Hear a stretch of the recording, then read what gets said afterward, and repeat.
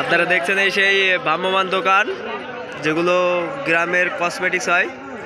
এগুলো এখন মাহফিলে কসমেটিক্স এসব বিক্রি হচ্ছে। ভ্রাম্যমান দোকান গ্রামে গঞ্জে এগুলো বেশি চলে। মাহফিলকে সামনে রেখে এই দোকানগুলো দেওয়া হয়েছে। অনেক বড় একটা দোকান, অনেক টাকার মাল আছে সেখানে। আপনারা আরো দেখতে পাচ্ছেন এটা বইঘর। কত সুন্দর সুন্দর বই আছে এখানে। আমার চাচা, যিনি এই বই দোকানের মালিক। অনেক মানুষ এখানে এই বইগুলো নিতে এসছে।